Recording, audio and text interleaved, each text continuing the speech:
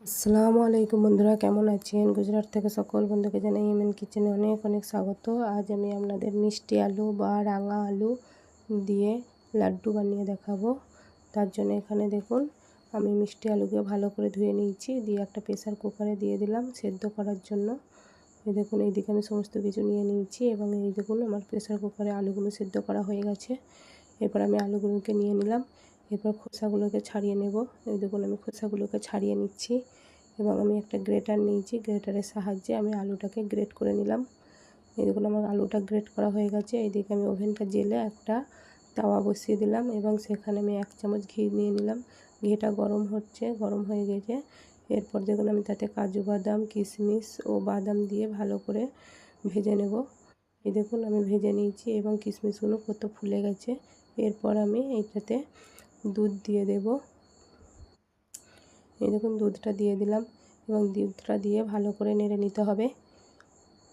এরপর আমি হাফ বাটির মতো চিনি দিয়েছি, চিনি দিয়ে আবারও দুধটার সাথে ভালো করে নেড়ে নেব, কারণ মিষ্টি আলুতে মিষ্টি আছে, তাই বেশি মিষ্টি দেওয়া যাবে না। এই দেখুন ফুটতে শুরু করে দিয়েছে। এরপর আমি মিষ্টি আলুটা দিয়ে দেব বা রাঙা আলু যেটাকে বলে সেটাকে দিয়ে দেব, দিয়ে আবারও ভালো করে মেখে নেব, বা যাতে দলা না পেকে যায় তার জন্য অনবরত মেখে নিতে হবে। এই দেখুন আমি মেখে নিয়েছি এবং এটা ফুটতে শুরু করেছে। এরপর আমি একটু ফুড কালার দিয়ে দিলাম, কারণ লাড্ডু তো লাল কিংবা হলুদ এরকম করা হয়, ওই জন্য আমি ফুড কালার দিয়ে ভালো করে মেখে নিলাম। এরপর দেখুন গুঁড়ো দুধ দিয়ে অনবরত নেড়ে নিলাম, যাতে গুঁড়ো দুধটা তলায় ধরে না যায়। এই দেখুন এরপর ওপরে 1 চামচ ঘি দিয়ে আবারও ভালো করে মেখে নেব। এই দেখুন আস্তে আস্তে যেমন এটা শক্ত হয়ে যাচ্ছে এবং এরকম শক্তই হয়ে যাবে। আমার এটা তৈরি হয়ে গেছে, আমি এটাকে নামিয়ে নেব। নামিয়ে নিলাম এবং আমি বাটিটা একটু মেলে দিচ্ছি, কারণ এটা ঠান্ডা হওয়ার জন্য। এটাতে নামিয়ে এটাকে মেলে দিলাম এবং এটা ঠান্ডা হয়ে গেছে। এরপর আমি হাতের সাহায্যে লাড্ডুর মতো গোল গোল শেপ করে নিলাম, বলের মতো। এই দেখুন গোল গোল শেপ করে নিচ্ছি লাড্ডুর আকারে। এইভাবে আমি সব কটা লাড্ডুকেই তৈরি করে নেব। এই দেখুন আমার সব কটা লাড্ডু প্রায় তৈরি হয়ে গেছে। এই দেখুন আমার সব লাড্ডুগুলো তৈরি হয়ে গেছে।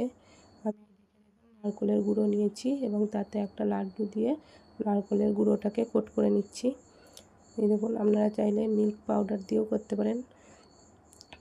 আমার কাছে নারকেলের গুঁড়ো ছিল, তাই আমি নারকেল গুঁড়ো নিয়ে আমি সব লাড্ডুগুলোকে কোট করে নিলাম। সব লাড্ডুগুলোকে কোট করে নিলাম। আপনারা একবার হলেও বাড়িতে বানান, কেউ বুঝতেই পারবে না যে এটা মিষ্টি আলু দিয়ে লাড্ডু তৈরি হয়েছে। এরপর দেখুন আমি আপনাদের একটা কেটে তৈরি দেখাচ্ছি। এই দেখুন ভেতরটা কত সুন্দর হয়েছে, কেউ বুঝতেই পারবে না। এই দেখুন কত সুন্দর হয়েছে। আমি এই পাত্রটা নিয়েছিলাম, কিন্তু পাত্রটা বড় মনে হলো, তাই আমি একটা ছোট পাত্রেই এটাকে নিয়ে নিলাম। এবং যদি ভালো লাগে তো লাইক, কমেন্ট ও শেয়ার করবেন। ভালো থাকবেন, দোয়া করবেন। আল্লাহ হাফেজ।